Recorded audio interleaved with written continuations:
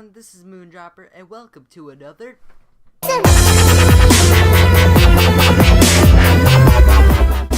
Top 5.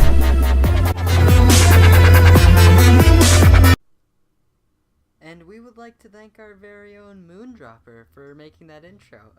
Thanks, really appreciate it. Wait, and guys, I want to start this off with a bit of a sad story. 'Twas the year 2014. A young boy and his mother walk into a GameStop. The young boy holding a bag full of his Nintendo 3DS and all of his games. He goes in to trade it in for a brand new Wii U, but he isn't offered enough money. His mother says, "Hey, I'll help you out with the purchase." So, he trades in his 3DS, his favorite handheld game system, and, well, let's just say, that boy never got his Wii U. And that boy is me! However, with the new 3DS coming out and Majora's Mask 3DS remake, I have been looking for an excuse to buy a new 3DS, and I think this may be the one. In fact, I think I'll buy one right now. Hello? Hello, this is Game Store. How may I help you? Yes, hi, I would like to pre-order the new 3DS XL. Fantastic, sir. Now, would you like the new 3DS or the new 3DS? The new one.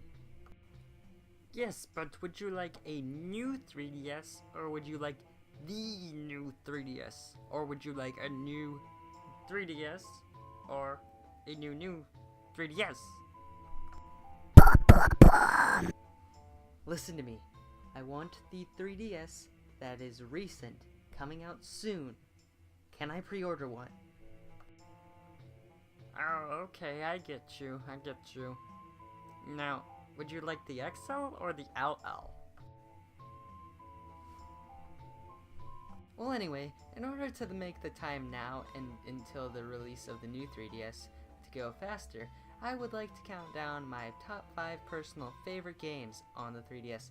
Now, please note that these are only games I have played. I have not played every single 3DS game, namely Animal Crossing, Pokemon XY, or any of the other Pokemon, Fire Emblem.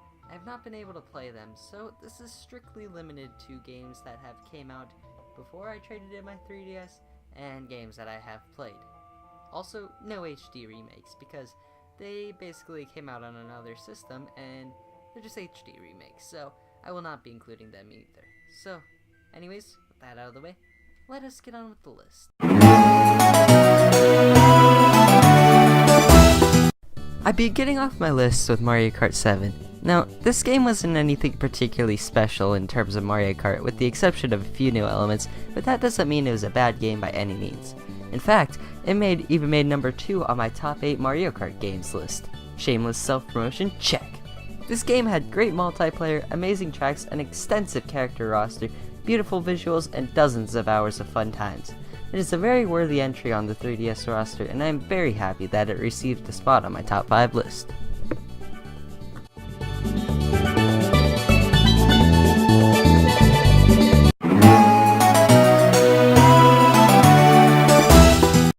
For number 4 on my list, I have Luigi's Mansion Dark Moon.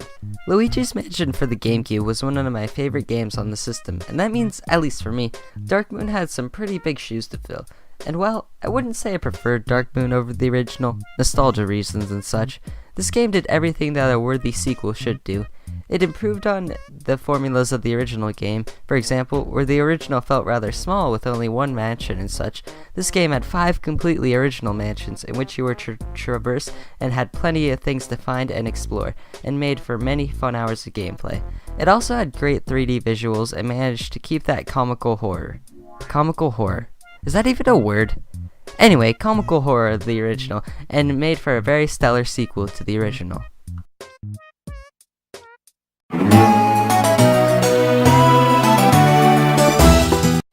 Now, this one may be slightly surprising, but for number 3, I have Pilotwings Resort. This game was a launch title with the 3DS, and it was the first game I ever had the pleasure of owning. In this game, you return to Woohoo Island as seen in Wii Sports Resort as one of your Miis looking to earn your aviator's license or something like that. This game focuses on 3 different playstyles with the hang glider, plane, and jetpack, which all get upgrades as you progress through the game's many fun levels. My favorite level was always the one where you get your jetpack taken away from you and are forced to descend the atmosphere in a flying squirrel suit of sorts. Pilotwings Resort was a game that truly displayed the 3DS's graphical capabilities and was absolutely stunning. Also, I have never played a game that was more of an antidepressant.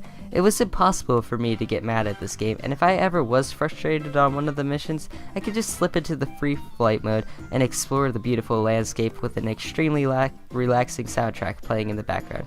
The only complaint I have with the game is that you only have a set time you can fly in free flight mode, but the time does go up quite significantly as you find more things around the island, so it was never really a true issue. Ooh, that rhymed.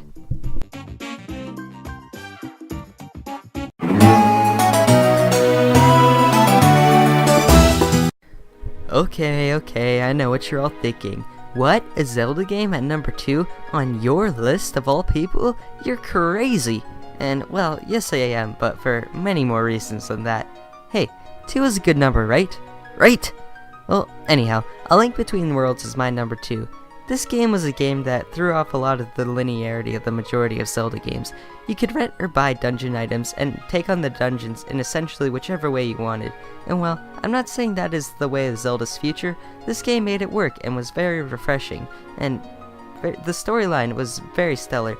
I mean, not my favorite in the Zelda series, but again, it was slightly different and refreshing. There were tons of side quests in this game, which is something that I really do love in video games, and this game gave this game tons and tons of hours of replayability, and truly lived up to the Zelda canon, as per my opinion.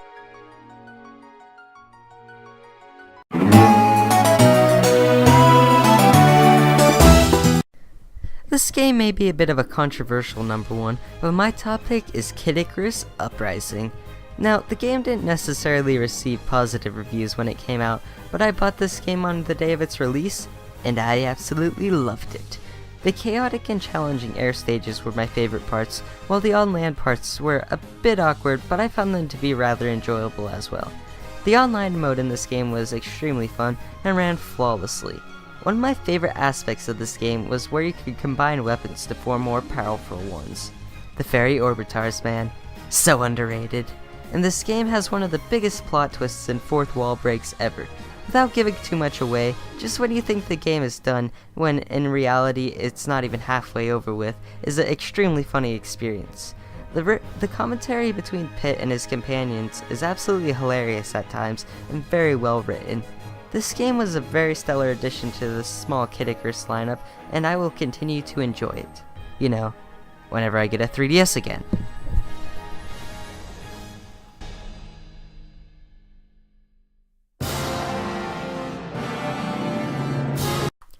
Well guys, there you have it. That is my list for my top 5 favorite Nintendo 3DS games. If you did enjoy, please remember to leave a like, subscribe, favorite, comment, do all that fun stuff, and always for legal reasons and such, just note that I do not claim ownership to any of the music or videos displayed in this video. They belong to their rightful owners and not me. And guys, well, I guess while I have you here, I might as well talk about some stuff. Yeah, so it's 2015 now.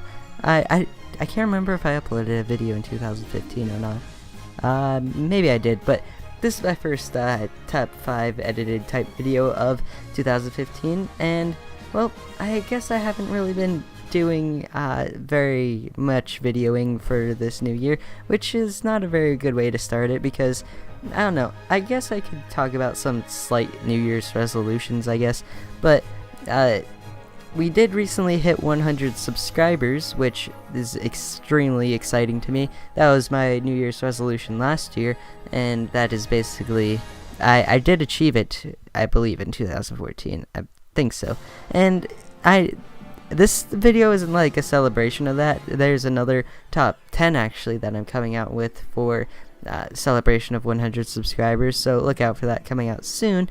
And guys, I'm gonna be uploading more like edited type videos, and just ones that require more edits and scripts and stuff like that.